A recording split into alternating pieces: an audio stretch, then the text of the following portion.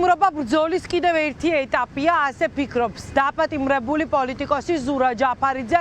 სულ ცოტა ხნის წინ დატოვა რუსთავის მე-12 დაწესებულება. ზურა ჯაფარიძის ადვოკატმა ირაკლი ჩოლმახაშვილი აცხადებს, რომ გირჩი მეტი თავისუფლების დამფუძნებელი არის მხნედ, მოუწოდებს მის თანამოაზრებს, ევროპული მომავლის მცველებს, მის პოზიციაზე მყოფ ადამიანებს, რომ იყვნენ მხნედ და გააგრძელონ წინააღმდეგობა რეჟიმთან. დღეს გაირკვა, რომ რუსთავის მე-12 დაწესებულებიდან დაპატიმრებულ პოლიტიკოს არ ექნება შესაძლებლობა წერილები გამოაგზავნოს. არა და საზოგადოებისთვის ცნობილი არის, რომ არც ერთი პენიტენციური დაწესებულებიდან პრობლემა არ აქვს პატიმრებს, რომ წერილები გამოუგზავნონ მეგობრებს, ახლობლებს, გულშემატკივრებს. ჩვენ პრაქტიკულად ყოველდღიურად ხედავთ და ვისმენთ და ვკითხულობთ ინდისის პატიმრების წერილებს. სხვათა შორის არც მე-12 დაწესებულებაში არ იყო არასდროს პრობლემა წერილის გამოტანის, თუმცა ეს გადაწყვეტილება არის მიღებული. ზურა ჯაფარიძე მხოლოდ პოსტის მეშვეობით შეძლებს წერილები გააგზავნოს იმ ადამიანებთან, ვისთანაც თავად სურს, თუმცა ეს არის კონტროლის ერთ-ერთი მექანიზმი, ამაზე საუბრობენ სწორედ დაცვის მხარის წარმომადგენლები.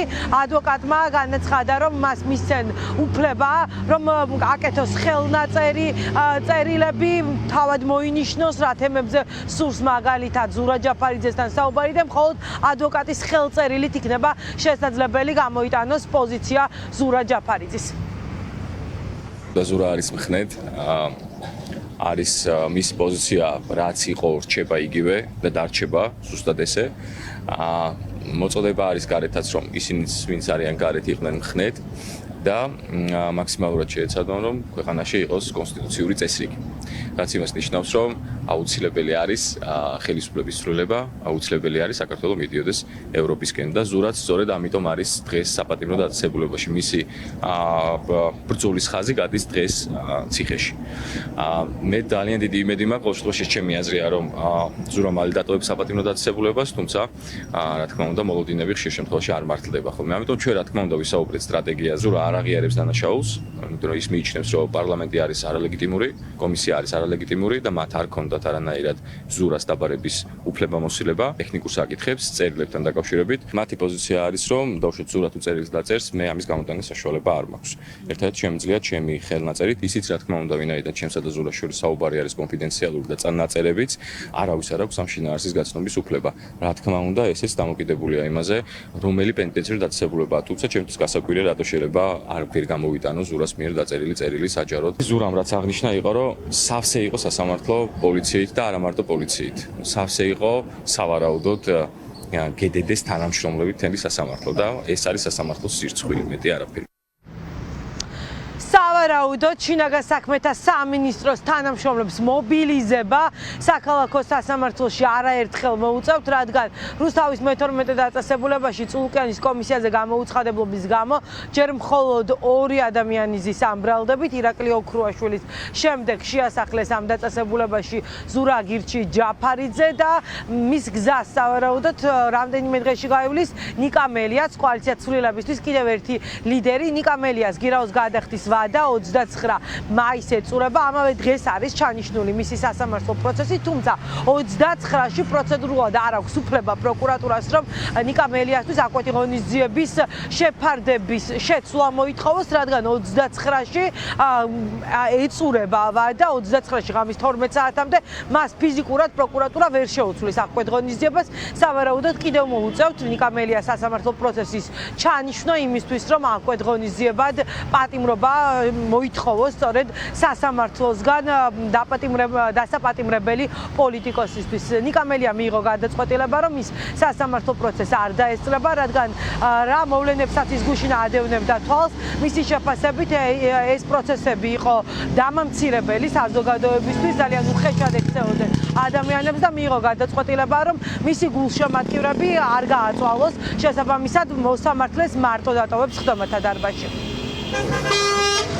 Დაცუდახეთ ზურა ჯაფარიძეს ეგრეთ წოდებულ სასამართლო პროცესზე, როდესაც ჭიშკარიც კი არ გააღიეს, ადვოკატიც არ დაუშვეს ბოლოს, ოთახში 10 კაცზე მეტი არ დაუშვეს და ადამიანებს როგორც უსულო საგნებს ისე მოერყნენ. ამის შემდეგ მე მივიღე გადაწყვეტილება ამ საკუთარ ეგრეთ წოდებულ სასამართლო პროცესზე არ გამოვცხადდე და არც თანამოაზრეები და ნებისმიერი ადამიანი არ შევაწუხო. და დავტოვ საკუთარ თავთან ის ნებისმიერ მოსამართლე, ვინც ამ საკითხს განიხილავს. უკომპრომისო ბრძოლა, მტკიცე პოზიციის, არა უბრალოდ დაფიქსირება, არამედ დაფიქსირებული პოზიციის მერე ამ ბრძოლაში გატარება, ვნახეთ ჩვენ ზურა ჯაფარიძის სახით და მხოლოდ ასეთ უკომპრომისო ბრძოლას, არაძალადობრივ ბრძოლას დარტყმების საკუთარ თავზე მიღებით და ამით რეჟიმის შერყევით, რასაც აუცილებლად მოყვება საერთაშორისო დონეზე იზოლაციის გაღრმავება, გაძლიერება და პროტესტის გაძლიერება, ძლიერი მიღებული იმპულსის სახით, ამ ყველაფერს ჩვენ ვიხილავთ. ეს ბრძოლა არ ჩაიulis უკვალოდ, ეს არის მამოტივირებელი, ეს არის დასტური იმისა, რომ ყველანი განსაკუთრებით პოლიტიკოსები, რასაც ვამბობთ, რომ ბოლომდე არის ბრძოლა, იმას ვგულისხმობთ. 50-ზე მეტი პოლიტიკური პატიმარია. პროდასავლური ოპოზიციის შეფასებით ქართული ოცნების მთავარი ამოცანა არის ოპოზიციის პროდასავლურად განწყობილი პოლიტიკოსების განადგურება და ჩამოშორება სწორედ გზიდან. ამასთან ერთად პოლიტიკოსები აცხადებენ, რომ მნიშვნელოვანია საზოგადოებისა და პოლიტიკური წრეების კონსოლიდირება. არიან ისეთი პოლიტიკოსებიც, რომლებიც ფიქრობენ, რომ რეჟიმი არის საშიში, რადგან ახლა ქართულ ოცნებას მართავენ გიჟები, შეიძლება სწორედ ასე ითქვა, სწორედ ამ სიტყვებით მოიხსენიებენ ადამიანებს, რომლებიც ბიძინა ივანიშვილის მორჩილებაში არიან. რა თქმა უნდა, ეს არის მორიგჯერზე დაანონსება ამ ქვეყანაში რეპრესიული პოლიტიკური სისტემის. ვფიქრობ, რომ ყველასთვის გასაგებია რა არის ივანიშვილის ამოცანა, ეს არის განეიტრალება ყველა პროდასავლური პოლიტიკური პარტიის და მათ შორის ლიდერების დევნა, სამართლებრივი და დაპატიმრება აქეთკენ არის მიმართული. ამიტომ დღეს ვფიქრობ, რომ ძალიან მნიშვნელოვანია საზოგადოებრივი კონსოლიდაცია და პოლიტიკური კონსოლიდაციაც. მათ შორის მნიშვნელოვანია, რომ პოლიტიკურმა პარტიებმა ერთობლივად ვიმსჯელოთ ჩვენთვის რა არის ყველაზე სწორი ტაქტიკური და სტრატეგიული გზა ამ მოცემულობაში, როდესაც პროდასავლური ოპოზიციური პარტიების განადგურება, მოდი პირდაპირ ვთქვათ, არის დეკლარირებული ამოცანა რეჟიმის. ქვეყანაში ჩამოყალიბებული დიქტატურა, ერთი გიჟი ადამიანის, რომელსაც უკან რუსეთი უდგას, ასეთი ადამიანის და ასეთი რეჟიმია. ეს რეჟიმი არის საშიში, იმიტომ რომ მას სათავეში უდგას ორი გიჟი და აღარანაირი მუხრუჭი ქვეყანაში აღარ არსებობს. ამიტომ მე რასაც ველოდები ამათგან არის კიდევ უფრო მეტი ველურობა. ეს ეტაპი თავის შედეგს მოიტანს, კიდევ უფრო მეტ იზოლაციას, კიდევ უფრო მეტ სანქციას და კიდევ უფრო მეტ გაღიზიანებას საზოგადოების.